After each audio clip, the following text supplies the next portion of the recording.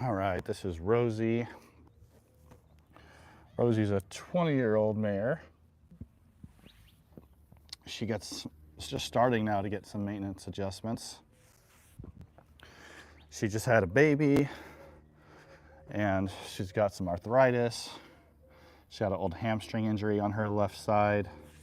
So trying to keep her comfortable, keep her feeling good, and the owner's daughter rides her. This is Paula Bausch. Paula Bausch is a barrel trainer. Does a lot of lessons for kids. She's absolutely amazing. So if you're in the East Valley of Arizona, if you're in Queen Creek, Gilbert, Santan Valley, or anywhere in the Phoenix area and you want a good barrel trainer, definitely look up Paula Bausch, B-A-U-S-C-H.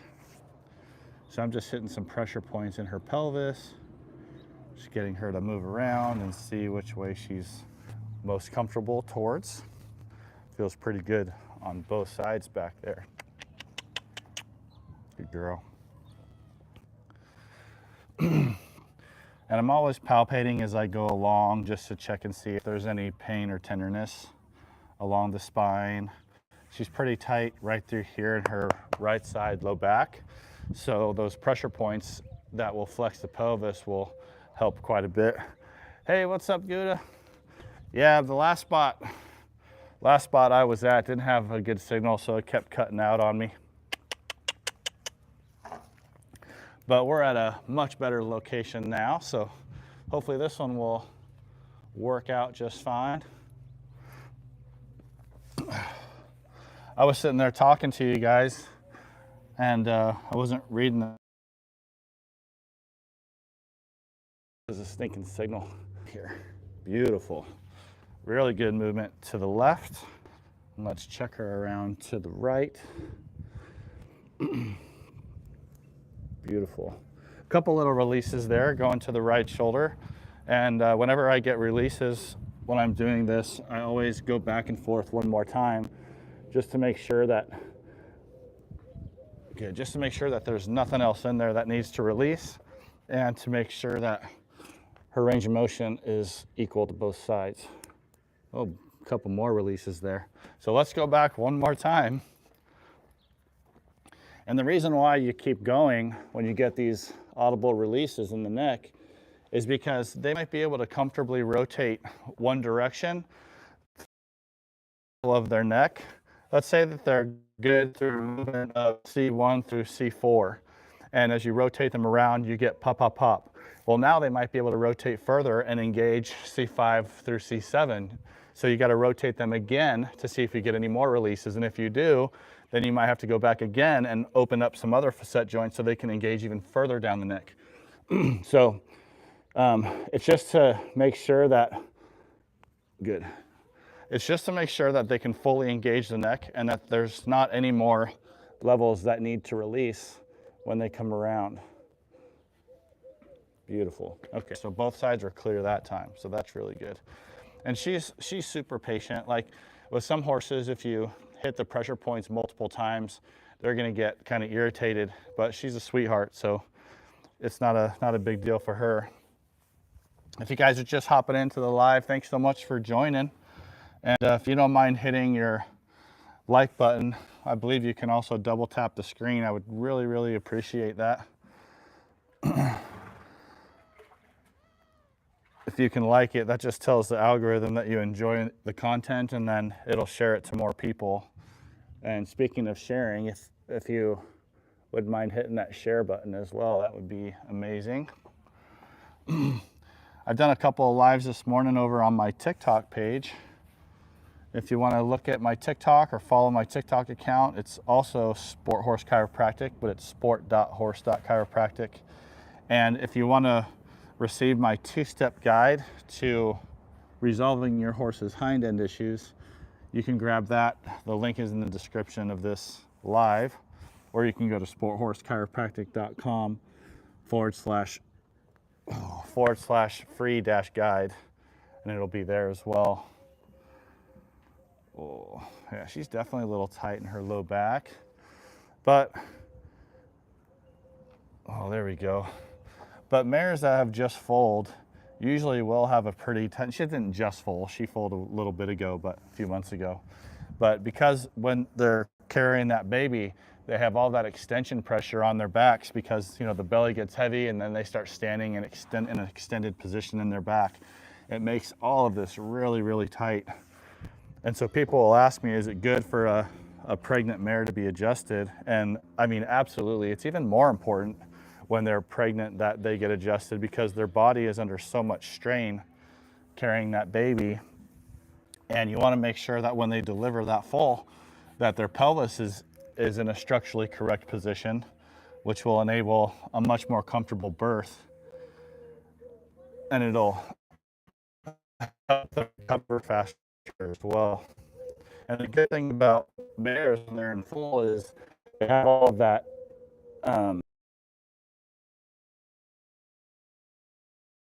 it's called relaxin. It's a hormone that's going through their system that allows their ligaments and soft tissues to relax so that they can open up the pelvis when they're delivering the baby.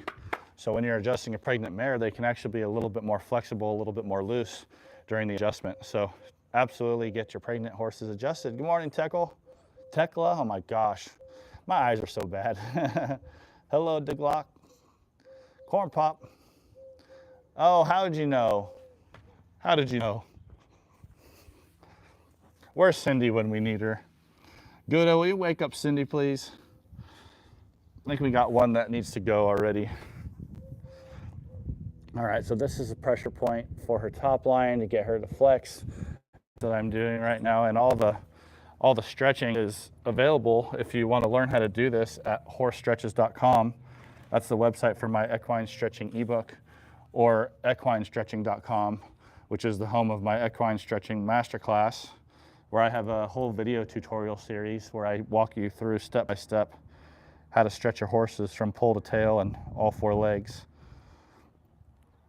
And I think stretching is one of the most, if not the most, looked aspect of equine performance because you really never see anybody doing it. And when they do the stretches, they're doing them incorrectly.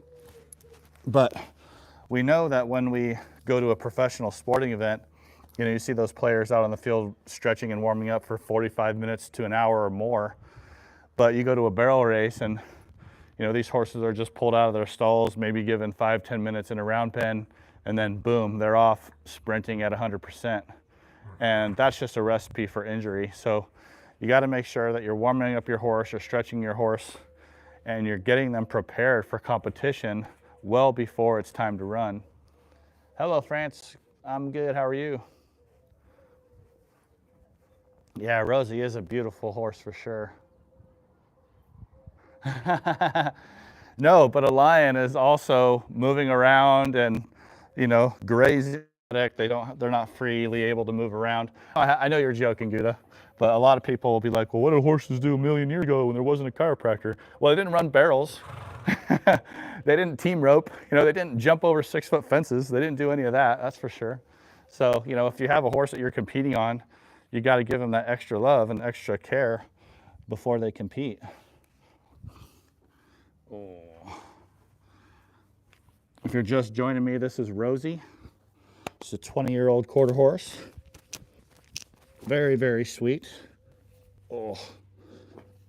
Oh, really nice release in that shoulder right there. Could you guys hear that shoulder release? Let me see. I'm going to step her over just a little bit so you can see her. There we go. Good girl.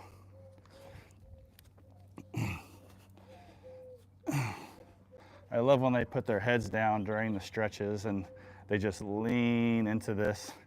And a lot of people are like, oh my gosh, I didn't know their shoulder could move that way. Or some people will be like, don't do that, never do that to the shoulder.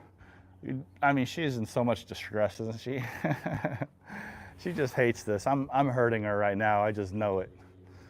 No, what I'm actually doing is I'm stretching her shoulder into extension further than she would go when she's moving naturally. And why am I doing that? Because if she can move her leg comfortably this high, when you ask her to do her normal movement, she doesn't have to come this high. She's only going maybe 3/4 of this height, right, at full speed. And so if I know she can go this, stretch her fully, And then, you know, then she comes up short or she's tight through her full range. And most people don't stretch their horse's legs throughout their full range. I'll show you what they do. They'll pick it up and they'll bring it down here, right? And that will be the extent of the stretch. So they'll keep the foot to the ground. Well, you're not getting full rotation of the glenohumeral joint, of the shoulder joint when you do that. You're leaving a lot on the table. And if they're comfortable bringing that foot to the ground, you're never, and you don't stretch it past that, you're never gonna know if they're tighter going further up. So I've stretched past normal range. And when I say normal range, this is still her normal range, but it's not the normal range when she's performing, right? She's not gonna be running barrels, bringing her shoulder up this high. But if she can bring her shoulder up this high comfortably in a stretch, then I know when she's running barrels, she's gonna be able to go through her full range of motion very comfortably. So, good girl. And when you bring the shoulder out like this, a lot of the time what will happen is you'll get them to pull back and you'll get a really big release in the shoulder joint itself. And while I'm extending the shoulder, I'm also extending the knee and I'm also extending the fetlock and the pastern at the same time. So we're getting full extension of the leg by doing that. Woo! And a big release of that fetlock and flexion. If you want to learn how to do those stretches, just click the link in the description. That'll take you to my free guide, which will then give you the opportunity to pick up my equine stretching ebook or my equine stretching masterclass.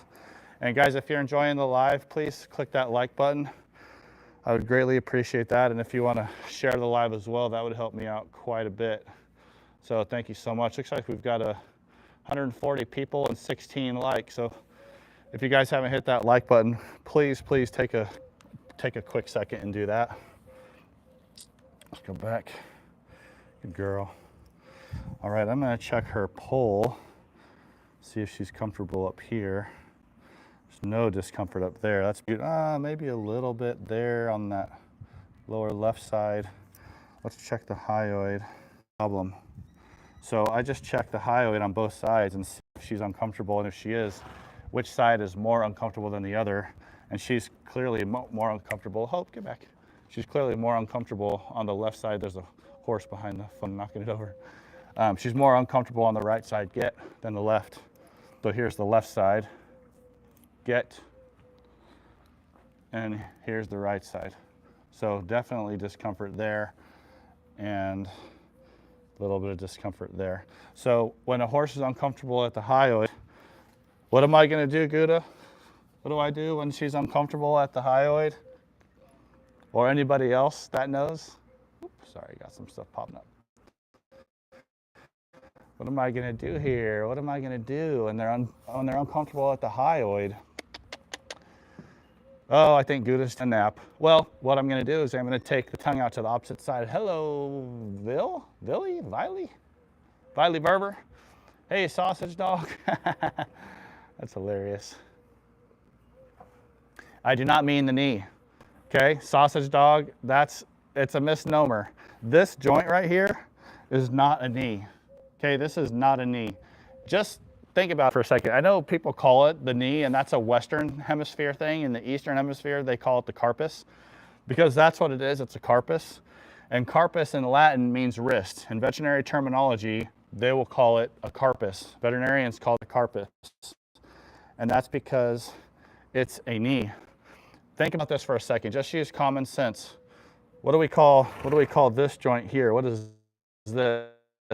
What part of the horse is this? Okay, what is this? Part of the horse is that. I don't ever doubt you, Gouda. This is the shoulder, right? This is the shoulder joint, right? And then behind the shoulder and down a little bit back here, we have the elbow, right? So we have shoulder, elbow. Shoulder, elbow. So let me get this straight. They have a shoulder and an elbow and a knee. Shoulder, elbow, knee. Nope. It's shoulder, elbow, wrist. This on us is called the carpus. The layman's term is a wrist. This is called the carpus in veterinary terminology, but for some reason in layman's terms we call it a knee. So although it's commonly referred to as a knee, sausage dog, I did not mean the knee. I meant wrists, because that's exactly what it is. And that's why when I pick up the leg and I do this, I pick it up and I'm doing this, right? I'm rotating like this. I'm circumducting. What I'm actually doing on the human side is I'm doing this, right? I'm just rotating the carpus. I'm circumducting. You can't circumduct a knee, right? A knee doesn't rotate. A knee just flexes and extends. And it has like a little bit of accessory movement in rotation and a little bit of accessory movement in lateral flexion. But 99% of the movement of the knee is flexion and extension. That is not a knee, that's a wrist. So I hope that clears that up. Just a few, Gouda. Hello, Keith. All right, hope that helps. All right. God, I wish YouTube would make it so that I can enlarge the size of the comments text. It's so hard to read when you got 70-year-old eyeballs, which is what I feel like I have right now. Beautiful, beautiful, beautiful. All right, so because she's sore over here on the hyoid, what I'm gonna do is I'm gonna take the tongue out to the left. Hey, how are you? Could you imagine if I had to wear glasses? I can't. Maybe you can, I can't. Kamara Usman got no knees. Nick Flurry. What is going on here? Pride Month. Oh, welcome from Brazil. Thank you for watching. All right, so here's the correction for a sore hyoid and a sore pole on the same side. We get in there, we go with 2 fingers, we scoop the tongue, and we just hold out to the side, just like this. You can see I got her tongue in between my thumb and index finger, and we just hold it out there and we let her work that. And I'm not pulling it or yanking it or anything like that. All I'm doing is holding it outside of the mouth and giving her some resistance to pull against. And that'll get those muscles next to the hyoid, or that attach to the hyoid, to release, because a lot of those muscles there control the movement of the tongue. So if the muscles that control the movement of the tongue are sore and they attach to the hyoid, then that will result in other areas being sore as well, because that hyoid is just a floating bony apparatus up under here with a ton of muscle attachments. So if we've got tight sore muscles holding that hyoid apparatus towards one side of the mouth, then the muscles that attach on the other side are going to be stretched, or they might cramp, or they might have some lactic acid buildup, and it's going to affect the way they move. It's going to affect the way their pull feels. It's going to affect the way their TMJs move. So it's very, very important to correct this and allow them to use those muscles that attach to the hyoid properly. There we go. That's a really good stretch right there. And this is coming soon to the Equine Stretching Masterclass as well. Ooh, big, big stretch of the TMJs there. That was awesome. So anytime I pull the tongue, I always give them time to lick and chew and yawn and stretch and do their head shakes and all that stuff before I go on to the next thing. Because when we do that hyoid stretch, we're affecting hyoid, TMJ, and pole. We're also affecting shoulders and sternum, because there's a muscle called the omohyoid. Omo means shoulder, that attaches to the hyoid and goes all the way down, directly attaching to the shoulder. And then there's the sternohyoid, which, as you can guess, goes down from the hyoid and attaches directly to the sternum. So there is a lot of stuff going on at that hyoid. And if there's any pain or discomfort there, it's going to affect movement all over the body. And this low head position is fantastic. It's what I love to see as I work on them. Good girl. A little motorcycle just drove by, woke her up a little bit. Beautiful. So if you guys are just joining me, if you don't mind hitting that like button, I would greatly appreciate it. Still have over 100 people in here and only 29 have hit that like button, so please just take a second and do that. That's all we're asking for when we're making these videos, is that the viewers just tap that like button. It's really the only thing you can do that helps the algorithm, that and sharing the live, that brings more viewers into the live. So if you're enjoying the live, just consider hitting that like button. Just takes a quick second. Good girl. All right, let's spin her around so we can get her hind legs done. And after I finish with her, I have a fun horse to do next. So don't miss out on that one. I'm going to be adjusting Hope. I've had a long history with Hope, and she's always a little bit of a challenge, and she's a fun one to watch. If it tells you anything, she's a red mare, a red barrel racing mare. All right, so this is flexion of the hind end. It's one of the things I talk about in my 2-step guide to solving your horse's hind end issues, which is linked in the description of this live. Girl, good girl. And this is flexion of the hind end, and it's a really good stretch to do. And then this is just getting a little external rotation of the hip joint capsule right there. Girl. And as you can see, she's a little tight, and after they full, hey, Hope, get. You can see Hope's nailing the camera with her phone. Hey, get. She's hitting the phone with her muzzle. Hope, Hope, get. Get away, get. There she goes.